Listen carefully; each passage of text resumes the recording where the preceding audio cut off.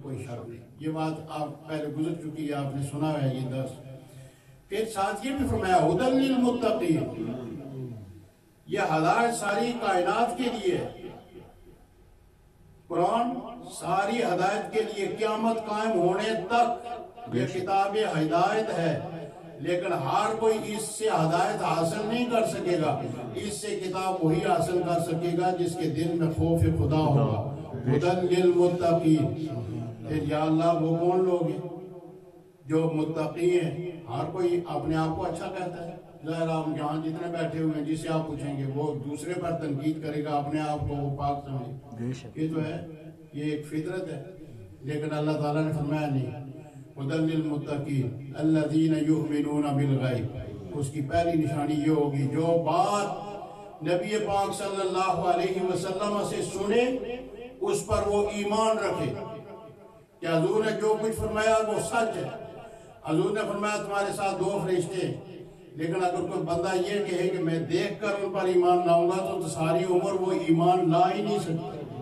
اور ان فرشتوں پر ایمان لانا یہ ایمانیات میں سے ہے. حضور صلی اللہ علیہ وسلم نے فرمایا جب قبر میں بندے کو رکھا جاتا ہے تو اس میں وہاں فرشتے آتے ہیں، اس کو بٹھاتے ہیں، پھر اس سے یہ سوال پوچھتے ہیں. اب جو گئے وہ واپس تو نہیں آئے، انہوں نے کسی کو نہیں بتایا کہ کیا ہوتا ہے. حالانکہ بعض خواب میں لوگ بتاتے رہے کہ ہمارے ساتھ یہ بڑھتا ہوا یہ بڑھتا ہوا، لیکن جو وہاں گیا اس نے واپس دنیا میں آ کر نہیں بتایا. لیکن یہ وہ اگر ہم اس پر ایمان نہیں رکھیں گے کہ وہ فرشتے نہیں آتے، کوئی کہتا ہے کہ نہیں وہ فرشتے نہیں آتے، قبر میں یہ نہیں ہوتا، تو اس نے کس کا انکار کیا؟ زبان مصطفیٰ صلی اللہ علیہ وسلم کا انکار کیا، لہذا وہ مسلمان نہیں رہا. وہ مسلمان نہیں رہا. اس لیے کہ یؤمنون بالغیب، جو چیزیں ہماری نظر سے اوجھل ہیں ان کے بارے میں جو حضور صلی اللہ علیہ وسلم خبر دیں گے اس کو ماننا پڑے گا، اور اس کو ماننا ہی ایمان ہے، اس کو ماننا ہی اسلام ہے، اور اس کا انکار کرنا کفر. یہ پہلی نشانی ہے. یؤمنون بالغیب ویقیمون الصلاۃ، اور وہ 5 وقت کی نماز ادا کرتے ہیں. متقی وہ ہیں. پہلی صفت وہ جو حضور صلی اللہ علیہ وسلم کی ہر بات پر غیر مشروط ایمان رکھے، یقین کرے. دوسرا وہ نماز پڑھے. اب نماز جو نہیں پڑھتا وہ قرآن سے ہدایت حاصل نہیں کر سکتا، یہ قرآن کا فیصلہ. وَيُقِيمُونَ الصَّلَاةَ وَمِمَّا رَزَقْنَاهُمْ يُنْفِقُونَ، اور جو ہم نے ان کو رزق دیا ہے اس میں سے وہ خرچ کرتے ہیں. وہ ہے متقی، جو ہم نے رزق دیا. اللہ تعالیٰ نے ساری کائنات کو پیدا کیا ہے، یہ بات سمجھنے والی ہے. ساری کائنات کو پیدا کیا، کچھ چیزوں کو انسان کے لیے حلال رکھا، کچھ کو حرام رکھا. اس کی تشریح تفصیل وہ قرآن کریم میں بھی ہے، احادیث میں بھی ہے کہ یہ چیزیں تمہارے لیے حلال ہیں، یہ چیزیں تمہارے لیے حرام ہیں. اب حرام چیزوں کو جو شخص استعمال کرے گا اللہ تعالیٰ فرماتے ہیں وہ میرا رزق نہیں. پیدا تو میں نے کیا ہے لیکن وہ میرا رزق نہیں، اس لیے کہ میں نے اس سے منع کر دیا. میں نے اس کے لیے اسے تمہارے لیے حرام کر دیا ہے. اب حرام چیز جب تم کھا نہیں سکتے، تم اس کو استعمال نہیں کر سکتے، تو وہ رزق تو نہ ہوا. میرا رزق تو وہ ہے جس کے کھانے کی میں نے اجازت دی ہے سب کچھ اللہ تعالیٰ کا. لیکن جو اس نے حلال کیا ہے، کھانا جائز قرار دیا ہے، وہ تو ہے، اور جو منع کیا گیا ہے وہ رزق نہیں. اسی لیے علماء نے یہ مسئلہ اخذ کیا ہے کہ حرام کمائی سے، حرام مال سے نیت یہ کرنا کہ مجھے ثواب ملے گا، وہ بندہ اپنے ایمان سے جاتا رہتا ہے. اس لیے کہ وہ اس چیز کو عبادت سمجھتا ہے، اس چیز کو وہ معظم اور محترم سمجھتا ہے جس کو اللہ تعالیٰ نے حرام قرار دیا. اب یہ 2 چیزیں ہو گئی. اللہ تعالیٰ اسے حرام قرار دیتا ہے، بندہ اس کو بڑا معزز سمجھتا ہے. یہ جس طرح سود ہو گیا، خنزیر ہو گیا، یہ کتے بلے جتنی چیزیں اللہ تعالیٰ نے حرام کی ہوئی ہیں، اور پھر کسی دوسرے کا ناحق مال جو مارنا ہے یہ بھی حرام ہے. دوسرے کا ایک دن کا بھی اگر کوئی شخص وہ گزرتے ہوئے لے کر وہ دانت کھستا ہے تو اس سے بھی بہت بڑا گناہ ہے، اس کا بھی بہت بڑا گناہ ہے۔ کسی کے گھاس کا تنکا بغیر پوچھے اگر کسی نے استعمال کیا تو وہ بھی اللہ تعالیٰ کی جناب میں مقبول نہیں، اس لیے کہ وہ کسی کا ہے، حق کسی کا ہے، کسی دوسرے کے حق میں اس میں مداخلت نہیں کی جا سکتی۔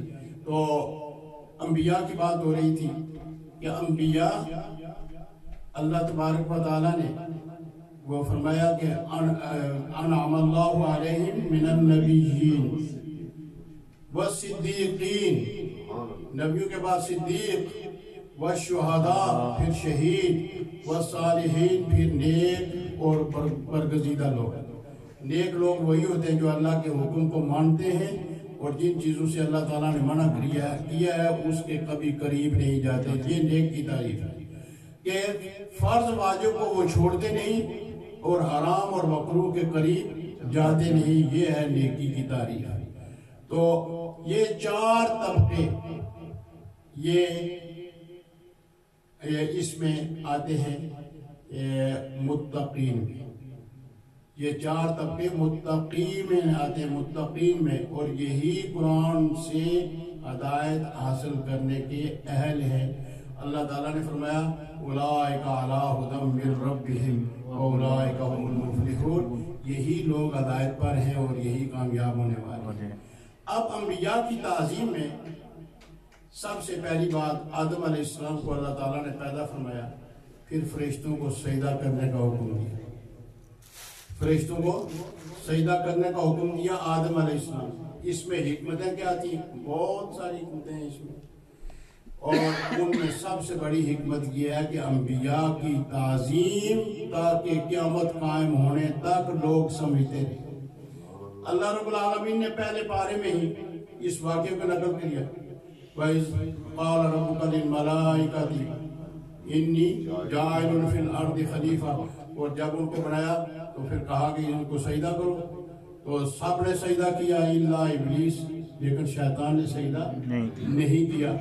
اب یہ تعظیم سکھائی گئی کہ اس نے انکار کیا کہ میں آدم کو سجدہ نہیں کرتا، اس نے اللہ کے حکم کا انکار نہیں کیا، اس نے آدم علیہ السلام کو وجہ بنایا کہ میں نار سے پیدا کیا گیا ہوں اور میں افضل ہوں، یہ مٹی سے پیدا کیا گیا ہے لہذا یہ مجھ سے اعلیٰ نہیں۔ اب اس کا چکر جو ہے وہ آدم علیہ السلام کے بارے میں تھا، اللہ کے حکم کے بارے میں نہیں تھا، لیکن چونکہ آدم علیہ السلام کو سجدہ کرنے کا حکم رب العالمین دے رہے تھے تو اس نے آدم علیہ السلام کو نہیں دیکھنا تھا، اس نے اللہ تعالیٰ کے حکم کو دیکھنا تھا۔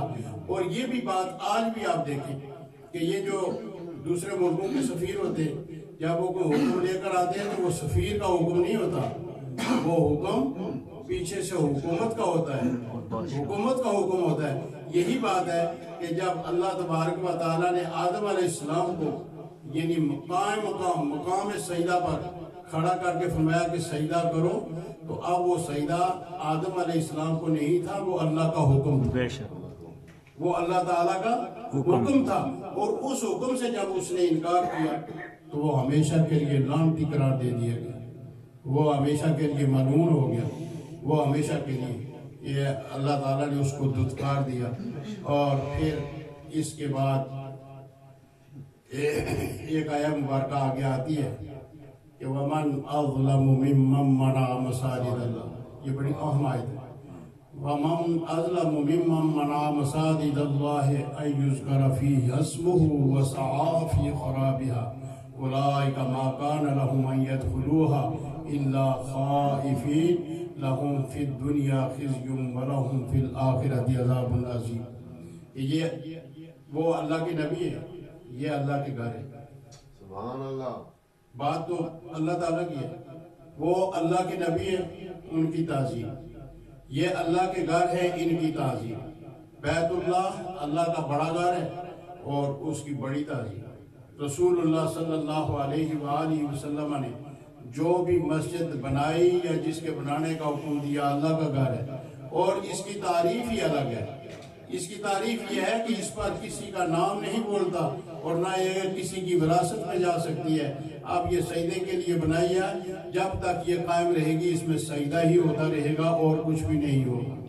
تو اللہ تعالیٰ فرماتے ہیں کہ جو ان کی تعظیم کرتا ہے وہ اللہ کی تعظیم کرتا ہے، اور جو ان کی بے ادبی کرتا ہے یا ان کی توہین کرتا ہے تو وہ اللہ رب العالمین کی توہین کر رہا ہے۔ اتنا مقام اور مرتبہ ہے۔ انبیاء کی عزت کو اپنی عزت کہا، اور وَمَن يُعَظِّمْ شَعَائِرَ اللَّهِ فَإِنَّهَا مِن تَقْوَى الْقُلُوبِ، اور جو چیزیں اللہ تعالیٰ نے اپنی ذات کے ساتھ منسوب فرمائی ہے ان کو بھی اس نے اپنی عزت کہا۔ تو اس میں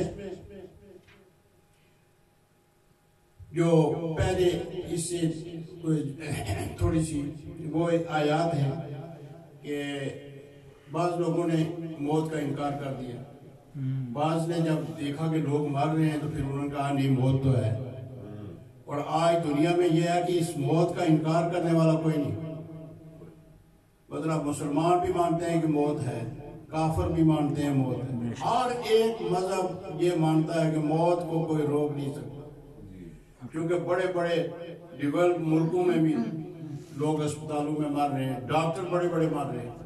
تو یہ لیکن موت کے بعد پھر قبر سے اٹھنے کے بارے میں آج بھی لوگ انکار کر رہے ہیں۔ لوگ نہیں مانتے سارے کہ قبر میں جانے کے بعد پھر کوئی دوبارہ اٹھے گا۔ تو پھر فرمایا کیف تکفرون باللہ، تم اللہ تعالیٰ پر کس طرح اس کی ذات کا انکار کر سکتے ہو، وَكُنْتُمْ أَمْوَاتًا، تم کچھ بھی نہیں تھے، فَأَحْيَاكُمْ، اس نے تمہیں زندہ کیا۔ یہ جو زندگی اب ہماری ہے، ثُمَّ يُمِيتُكُمْ، اس زندگی کے بعد پھر وہ تمہیں موت دے گا، یہ بھی بات حق ہے، سارے مانتے ہیں۔ پھر ثُمَّ يُحْيِيكُمْ، اس کے بعد پھر قبر سے تمہیں اٹھائے گا، تمہیں پھر قبر میں زندہ کرے گا۔ ثُمَّ إِلَيْهِ تُحْشَرُونَ، پھر تم اس کی طرف اٹھائے جاؤ گے، یعنی محشر کے میدان وہ جو ہے وہ برپا ہو جائے گا۔ تو یہ موت کا تصور اگر انسان کے ذہن میں رہے کہ میں کچھ بھی نہیں تھا، پھر اللہ نے مجھے یہ زندگی دی، اس زندگی کے بعد پھر وہ مجھے موت دے گا، اس موت کے بعد پھر مجھے زندگی ہوگی جس میں حساب کتاب ہوگا۔ وہ ساری زندگی یہ عمل کے لیے ہے اور وہ حساب کتاب کے لیے۔ اس میں انسان پر بہت پابندیاں ہیں کہ یہ حلال ہے، یہ حرام ہے، یہ تم نے نماز پڑھ لی ہے، تم نے روزہ رکھنا ہے، تم نے حج کرنا ہے، زکوٰۃ دینی ہے، فلاں کام، ماں باپ کی خدمت کرنی ہے، اڑوس پڑوس کی خدمت کرنی ہے، ذویل قربا کی خدمت کرنی ہے۔ سارے معاملات اور مسائل اس زندگی سے ہیں، اور جو اگلی زندگی ہوگی اس میں صرف اور صرف جزا اور سزا ہوگی، سزا اور جزا ہوگی کہ وَلَكُمْ فِيهَا مَا تَشْتَهِي أَنفُسُكُمْ وَلَكُمْ فِيهَا مَا تَدَّعُونَ، جو کچھ انسان وہاں خواہش کرے گا اللہ تعالیٰ وہ اس کو عطا فرما دے گا، وہ اللہ تعالیٰ اس کو وہ عطا فرمائیں گے۔ اس کے ذہن میں اب یہ خیال پیدا ہی ہو رہا ہوگا تو وہ چیز سامنے موجود ہوگا، کیونکہ وہ بدلے کا مقام ہے، جزا کا مقام ہے۔ تو یہ قرآن کریم صرف اور صرف ہمیں ان 2-3 مرحلوں کی خبر دیتا ہے کہ تم کچھ بھی نہیں تھے، پھر تمہیں زندگی ملی، پھر قرآن ملا، پھر نبی ملے، پھر تمہیں نمازیں ملی، روزے ملے، حج، زکوٰۃ اور خیرات کے کام ملے، سب کچھ تمہیں اللہ تعالیٰ کی طرف سے ملا، اور ساتھ احکامات بھی ملے کہ یہ جائز ہے، یہ ناجائز ہے، ایسا کرنا ہے، ایسا نہیں کرنا ہے، ایسا کرو گے تو تم اللہ کے مقبول اور برگزیدہ بندے بن جاؤ گے، اور اگر ایسا کرو گے تو تم مردود اور عذاب علیم برداشت کرنے والے بنو گے۔ یہ سارا کچھ قرآن کریم نے اس زندگی کے لیے ہمارے سامنے رکھا ہے، اور اس کو کامیابی کے ساتھ جو گزارے گا اس کی قبر بھی روشن اور اس کا محشر بھی روشن، اس کو قبر میں بھی رسول اللہ صلی اللہ علیہ وسلم کا ساتھ، اور آخرت میں بھی رسول اللہ صلی اللہ علیہ وسلم کے لواء الحمد کے نیچے جگہ ملے گی۔ تو یہ تحویل قبلہ کا ایک مسئلہ ہے، وہ بڑا اہم مسئلہ ہے، انشاءاللہ۔